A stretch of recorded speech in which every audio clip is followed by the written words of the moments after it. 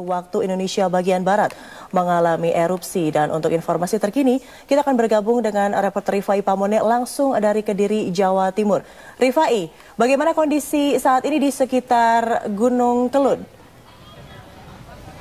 Ya Widya, kami baru saja bergeser dalam radius 10 km menuju ke radius 20 km dari Kecamatan Ngancar, tepatnya di Desa Sugiwaras, di mana desa tersebut adalah salah satu desa yang paling berdekatan dengan kaki Gunung Kelud, di mana saat itu di pukul 11 kurang 5 menit waktu Indonesia Barat pada malam hari ini kami melihat lava pijar yang keluar dari kawah Gunung Kelud, dan ini diperkirakan adalah kali pertama erupsi terjadi, dan kepanikan terjadi hingga saat ini karena warga desa Sugiwaras pada awalnya memperkirakan status dari siaga menjadi awas baru saja dinaikkan, jadi warga mengharapkan proses evakuasi masih bisa berjalan secara lancar. Namun beberapa orang warga sudah mulai melakukan evakuasi secara pribadi, secara mandiri menggunakan kendaraan roda 2 dan roda 4 menuju ke beberapa titik pengungsian.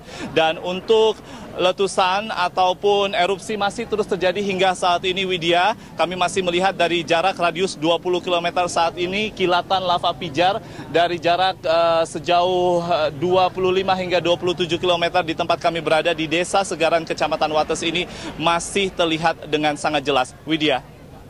Ya, Rifai, apakah memang tidak ada persiapan dari warga desa sendiri, mengingat status Gunung Kelud selama ini oleh pihak BMKG juga sudah diperingatkan bahwa akan naik terus statusnya, Rifai?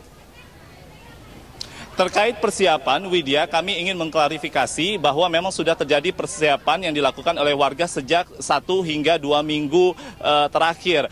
Terlebih lagi pada hari Senin, pada saat status siaga telah diberlakukan oleh petugas dari Pusat Vulkanologi Mitigasi Bencana Geologi, khususnya dari pos pantau yang berada di Kabupaten Kediri untuk Gunung Api Kelud. Warga mengaku telah mengemasi barang-barang mereka dan juga beberapa dokumen penting dan terus memantau informasi. Hanya saja kejadian malam ini terkait erupsi, warga mendapatkan sosialisasinya pada pukul 18.00 waktu Indonesia Barat pada saat Pusat Vulkanologi Mitigasi Bencana Geologi dari pos pantau, para petugas merilis bahwa tidak hanya sekedar terjadi kegempaan vulkanik dangkal, namun juga terjadi gempa tremor. Pada saat itu, bagi warga yang sudah memahami tentang keberadaan gempa tremor, di mana gempa tremor bermakna bahwa erupsi akan segera terjadi, beberapa orang warga, beberapa kepala keluarga sudah mulai mengadakan atau melakukan prosedur evakuasi secara mandiri. Oleh karena itu, beberapa warga yang lain masih menunggu evaluasi atau evakuasi yang dilakukan oleh petugas dari Satkorlak, di mana kami melihat pada saat itu juga datang beberapa truk untuk naik ke Desa Sugiwaras pada khususnya untuk mengangkut warga yang sudah berkumpul di titik kumpul. Widya. Ya, Rifai Pamone, sedikit saja jelaskan bahwa Anda melihat dari jarak 20 km di mana Anda sekarang berdiri. Seperti apa letusan dari Gunung Kelud itu sendiri? Apakah mengeluarkan kepulan asap yang tebal atau asap abu panas barangkali? Rifai Pamone, seperti apa? Bisa Anda ceritakan laporan pandangan mata saja?